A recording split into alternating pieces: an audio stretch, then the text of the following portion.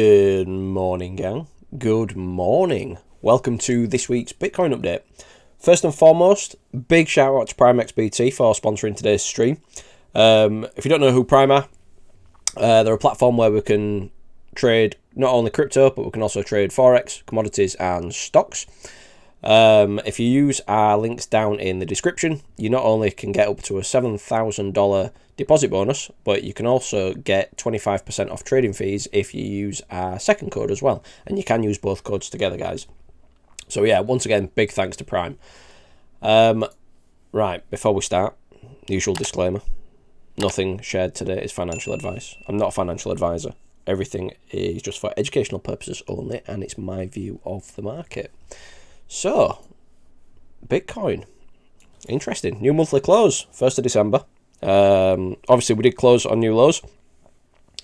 So, we can safely assume that the downtrend is still in motion. Now, obviously, it can turn around from here. Obviously, it can turn around from any point. But obviously, we'll just play the probabilities. So, for now, you know, the monthly's down. The weekly's still down. And the daily has taken out the previous daily high, so we do have a potential shift around on the daily. And obviously for any trend change, it's got to start on a lower time frame and work its way up. But am I getting overly bullish here? No, I'm not, because we're still range bound. Okay, so obviously that's where we're up to right now. So let's zoom in and let's take a bit of a look at what's going on more locally. So if you guys follow us on Twitter, you'll have been kept up to date, and also from last week's plan as well. We had the same plan, and we were saying at the time, when we're around here, around the point of control, we're saying lose this point of control, and I'm looking down at the range lows, the value area low, and lo and behold, the value area low did hold. Did I know it was going to hold? Did I bollocks? No. Anyone that told you that they knew this was going to hold, then, you know, they're talking out their ass. But probabilities were there. Kept within value. Obviously, we did have a fair few weeks low. Then came back up, tested the point of control perfectly, back down, and then obviously we've pushed back up into the value area high. You know, anyone that was scalping this against the trend, absolutely fine. But once again, like we said last week, if you're going against the trend, make sure you're locking in profits quick, because until you see a structure change, you're still trading against the trend. So the guys in the group were trading scalp shorts on all these moves, absolutely fine. And then ultimately we've had a push up to this level here, and then what's happened last night is we've taken out all the liquidity from all these highs here. So that's ultimately what we've done. Now, what I was hoping for up here is a lot of excess, a lot of new longs, a lot of FOMO coming into the market, which then would give us an easier short. But what we actually saw was more shorts being squeezed out. Anyone that's been in short in this entire move down, because obviously after you've moved down all this is, you know, after a healthy correction like Bitcoin's had, obviously the obvious time to try open up swing shorts is right at the lows, or the current lows, shall we say. You know, absolute morons that don't understand how to trade. Absolutely fine. So what am I looking for next? Well, quite simply, option 1 would be, does this roll over now? Do we get a reaction at the value area high? If not, acceptance back into the value area. Then I'd be looking down towards the point of control. If that doesn't hold, value area low. Very straightforward. Okay, if that doesn't hold, then we pop on a range to the highs. If that doesn't hold, then ultimately back down to the overall range low. Now, if you're at these overall range lows and you do see something like this, you could have a swing failure pattern, take out these stops, swing failure pattern, carry on trading the range. You know, this range could go on for a long time. It might not. You know, we just play it level to level for the time being, because that's the market that we're in. If you get no reaction here and you get no swing failure pattern or no initial reaction off the level directly, then ultimately we're looking for lower. Now, is that a trade I'd take for a breakout trade? No. I prefer to be short from higher. Because breakout traders, as we've seen here, we've got the breakout traders coming in, taking out these lows, breakout traders, smashing the red button, and lo and behold, price reverses on them. Okay? Just like what you'd expect to see at the range highs, you'd expect to see people chasing it and longing the top, because now they feel confident enough, because they've seen an uptrend, so now they feel confident to start hitting that green button. But realistically, you moved up. Towards range highs, you're looking for shorts or take profit on longs. Towards range lows, you're looking to take profits on shorts and look for new longs. Okay? That's it. You just got to reverse your mindset. So that's the first thing that I'm looking for. And obviously that's based on if price does roll over from here.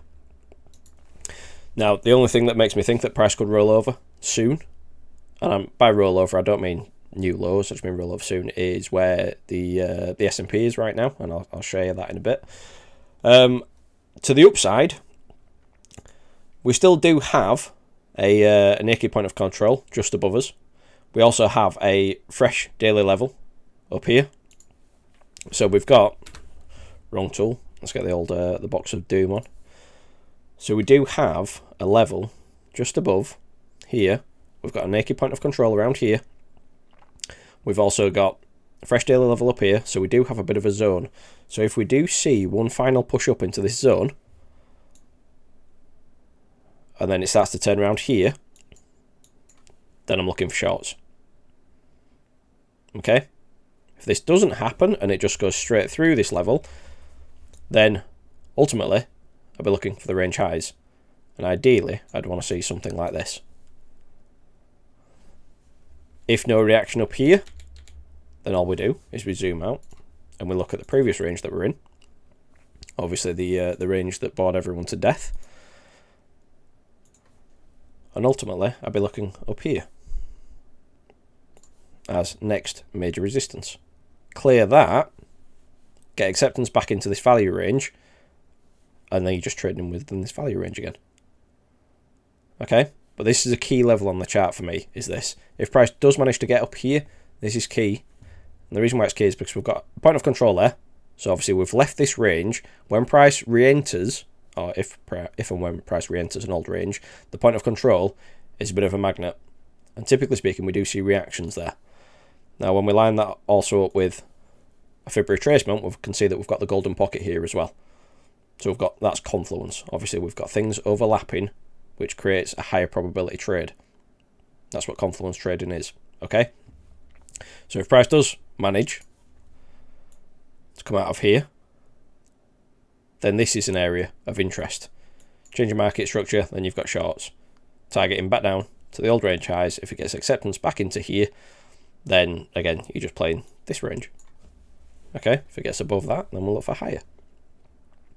It's simple. It's just level to level. Do I think the low's in? It could be. It could be.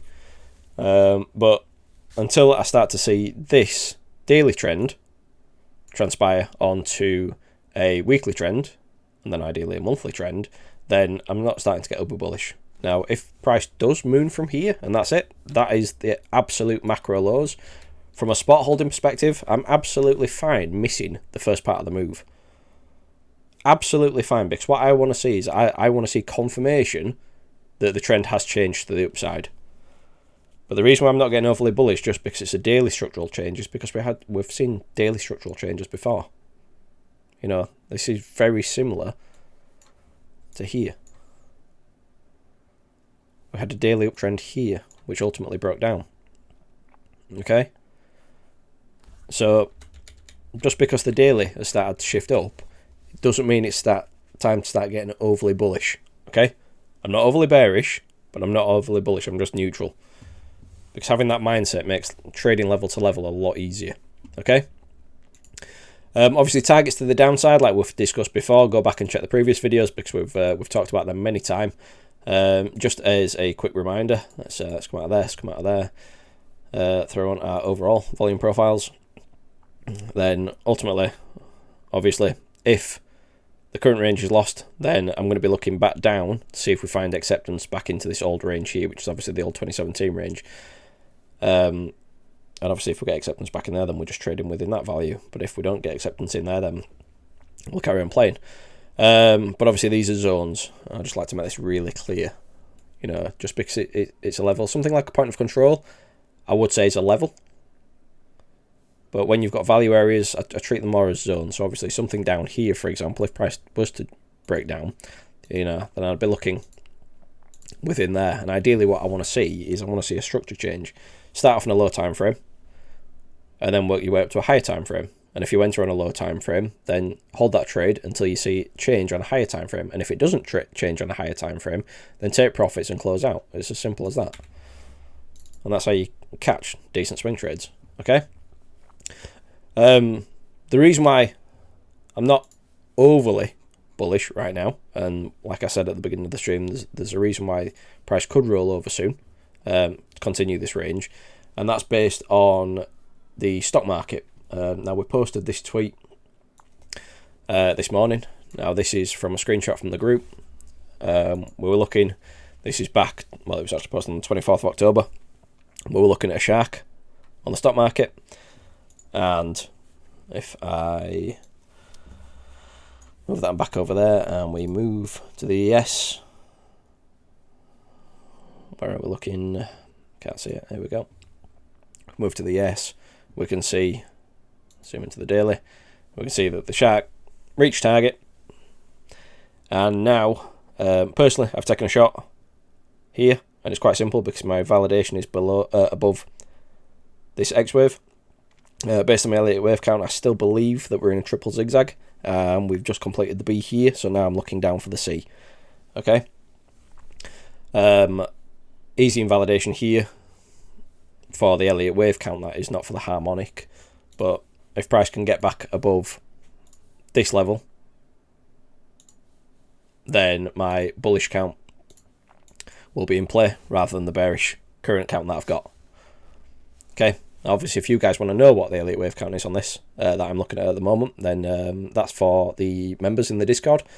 I do occasionally drop hints also in the free Discord group as well. Speaking of which, if you guys want to learn to trade harmonics and many other things, then first and foremost, go over to our website. Links down in the description below, spitfiretraders.com. On here, you can have access to our, that shouldn't be coming up anymore, our free Discord. If you click this link, it'll enter into our free Discord. And obviously, if you do want to take your trading to the next level, click on our Copilot section. From here, you can join us, learn from our educational material. You can also join me on a live stream each week. One live stream will be educational. The following live stream will be what we call our chat and chill series, where I map out my high time frame swing ideas and also the low time frame ideas. It's not a signal service. We've just completed our psychology module 1. That was this week. The guys really loved that, because obviously it's not talking necessarily about entries and exits, but how we control our emotions, especially in volatile markets. Yeah, and as we can see, obviously there's many hours of content on here. You know, everything from absolute beginners through to advanced traders through to Elliott wave. So yeah, if you want to check that out, use the link down below. And that's it for today, gang. So, as we said, to the upside, we've got range highs. We've also got naked point of control just above us. If not, then we're looking back into this range here at the point of control. To the downside, obviously, we've got a little bit of support on the way down, and ultimately we're just range bound. So it's not time to get over bullish or over bearish. All right, guys. Once again, thanks to Prime for sponsoring today's stream. If you've enjoyed today's content, don't forget to hit that like button and consider subscribing. All right, gang, as you were. Bye-bye.